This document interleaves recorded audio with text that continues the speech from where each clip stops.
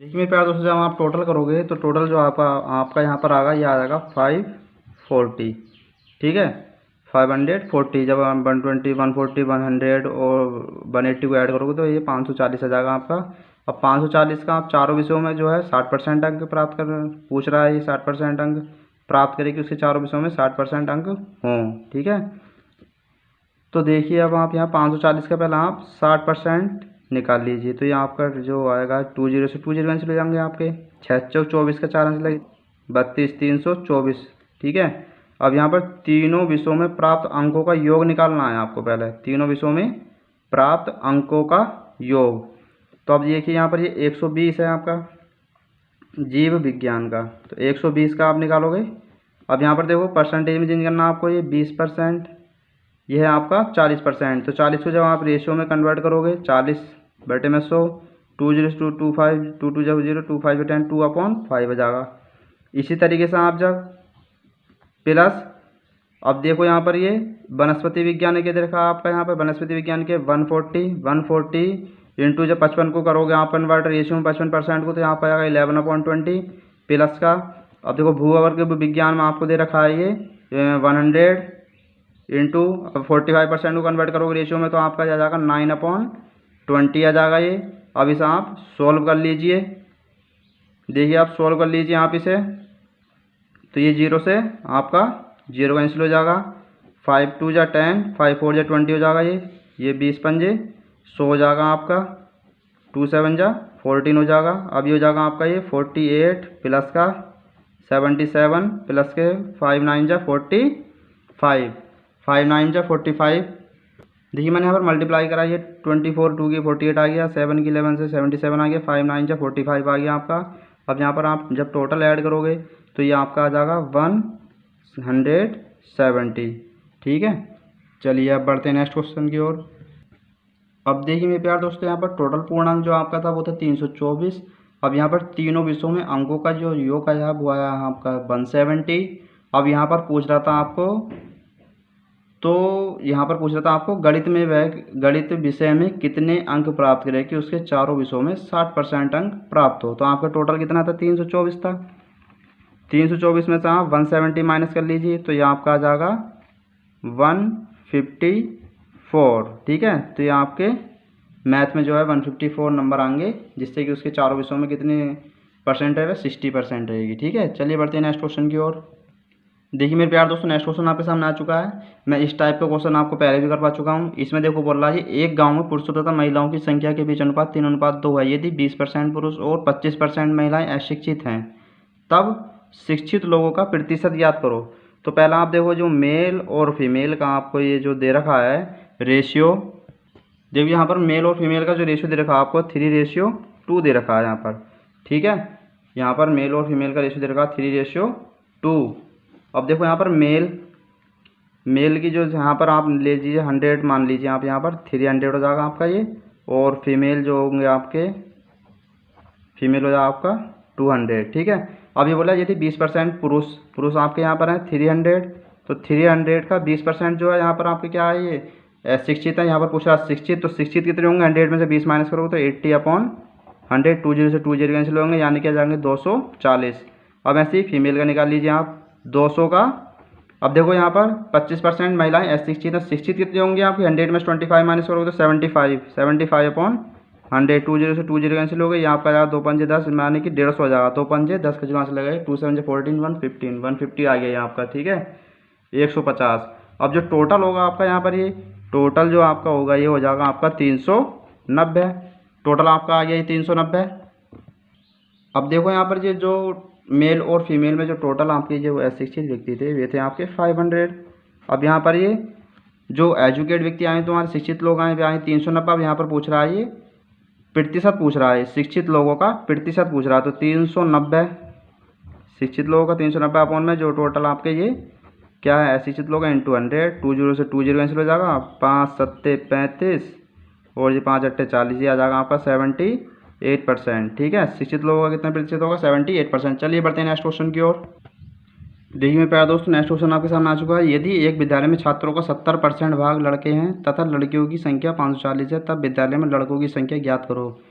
ये बहुत अच्छा क्वेश्चन है। देखिए तो यहाँ पर आप टोटल मान लीजिए कि 100% होंगे विद्यालय में, ठीक है। तो जिसमें कि 70% जो है आपके ये लड़के हैं, वो 30% जो है आपके यहाँ पर लड़कियाँ हैं। लड़कियों की संख्या दे रखी है आपको 540, तो यहाँ पर 1% निकाल लोगे तो आपको ये आएगा 0 540 बटे में 30, 0 से 0 3 के 3 अट्ठे 24, ठीक है ना। 1% हो गया आपका 18। अब यहाँ पर लड़कों की संख्या पूछ रहा था विद्यालय में, लड़कों की संख्या, तो लड़कों की संख्या जो होगी नंबर ऑफ बॉयज़ होगी आपकी, नंबर ऑफ बॉयज़ जो होगी आपकी, तो 70 गुणा 18, 18 0 0। अब 18 की 17 की 7 अट्ठे 56 का चांस लगे, यह आया 1260, ठीक है। 70 की और 18 की आप मल्टीप्लाई कराओगे तो 1260 आपका ये आंसर आ गया है। चलिए बढ़ते हैं नेक्स्ट क्वेश्चन की ओर। देखिए मेरे प्यारे दोस्तों, नेक्स्ट क्वेश्चन आपके सामने आ चुका है। एक वस्तु के निर्माण में 4 अवयव 3:4:5:6 के अनुपात में प्रयोग किए जाते हैं विराम। यदि इन चारों अवयवों की कीमतों में क्रमशः 10% वृद्धि, 20% कमी, 30% कमी तथा 40% की वृद्धि हो जाती है, तब वस्तु की कीमत में प्रतिशत प्रभाव ज्ञात करवा रहा है, ठीक है। तो यहाँ पर देखो ये किस टाइप से हम करते हैं, ये बहुत इजी मेथड से हो जाएगा। पहले आप यहाँ पर रेशियो को आप लिख लीजिए, A/B/C/D, ठीक है। अब यहाँ पर देखो जो रेशियो में आप यहाँ पर 100 मान लीजिए यहाँ पर ये, तो आपका जाएगा A जो होगा यहाँ पर आपका 300 आ जाएगा, ये B होगा आपका 400 और C होगा आपका 500 और D होगा आपका 600, ठीक है। अब यहाँ पर देखो यदि इन चारों अवयवों की कीमत में क्रमशः 10% की वृद्धि कर रहा है, यानी कि 300 में 10% की ये वृद्धि कर रहा है, तो ये आपका आ जाएगी नई कीमत जो आएगी, ये आपकी पुरानी कीमत है यहाँ पर ये। चलो मैं लिख देता हूँ, पर आप जब एग्ज़ाम टाइम में करोगे तो इस टाइप से मत करना आप, ये मैं समझाने के लिए कर रहा हूँ आपको, ठीक है। तो यहाँ पर 300 का 110% निकालोगे आप, तो यहाँ पर आ जाएगा 330, ठीक है। ये नई कीमत आएगी आपकी यहाँ पर, ये नई कीमत, ठीक है। ऐसे ही आप देखो 400, अब ये बोल रहा है 20% कमी की जाए सेकंड स्टेप में बी वाले पोर्शन में इसके, तो ये 20% जो है आपके यहाँ पर कमी कर रहा है, तो ये आपका आ जाएगा 400 का 80% आएगा आपका यहाँ पर ये 320। ऐसे ही सी पार्ट कर रहा है, ये सी पार्ट में जो है आपको कर रहा है ये 30% की कमी, यानी कि 500 का 70% आपका आ जाएगा ये 350। अब डी पार्ट में देख लीजिए आप यहाँ पर, डी पार्ट में क्या कर रहा है ये कर रहा है 40% की वृद्धि कर रहा है। तो 40% की जब 600 का आप निकालोगे 140%, ये 600 का 140/100, तो ये आ जाएगा आपका 840, ठीक है। अब देखो मैंने क्या बताया था, जब वृद्धि होती है तो आपको 100 में प्लस करनी है वैल्यू, कमी हो रही तो 100 में से माइनस करनी है। मैंने उसी टाइप से ये करा है, ठीक है, इसमें कुछ नया नहीं करा है। चलिए अब देखो सेकंड स्टेप में, अब देखिए आप ये पुरानी कीमत और नई कीमत आप यहाँ पर ऐड कर लीजिए, क्योंकि ये पूछ रहा है वस्तु कीमत में प्रतिशत प्रभाव ज्ञात करना है ये, ठीक है ना। तो यहाँ पर आपको पुरानी कीमत जो होगी यहाँ पर लिख लीजिए आप, पुरानी कीमत 300, 400, 500, 600 जब आप ऐड करोगे तो यहाँ आपका जाएगा 1800, ठीक है। और नई कीमत को ऐड करोगे आप, जब आप यहाँ पर नई कीमत को ऐड करोगे तो ये आ जाएगी आपकी 1840, ठीक है। अब यहाँ पर प्रतिशत परिवर्तन आप निकालोगे तो यहाँ आपका आ जाएगा प्रतिशत परिवर्तन 40 बटे में कितना जाएगा ये 1800 गुणा 100, 0 से 0 कैंसिल हो जाएंगे आपके 20 से 20 ये।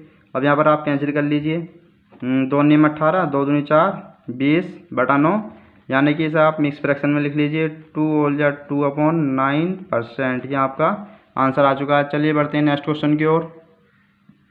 देखिए मेरे प्यारे दोस्तों, नेक्स्ट क्वेश्चन आपके सामने आ चुका है। एक गाय तथा एक बछड़े की कीमत क्रमशः 2000 रुपये और 1400 रुपये है। यदि गाय की कीमत तथा बछड़े की कीमत क्रमशः 20% और 30% बढ़ जाती है, तब 1 दर्जन गायों तथा 2 दर्जन बछड़ों की कीमत ज्ञात करो। अब देखो ये भी मैंने जो आपको लास्ट में भी क्वेश्चन कराया है, ये भी उसी टाइप से आपको करना है, ठीक है। देखिए कैसे करते हैं इस क्वेश्चन को।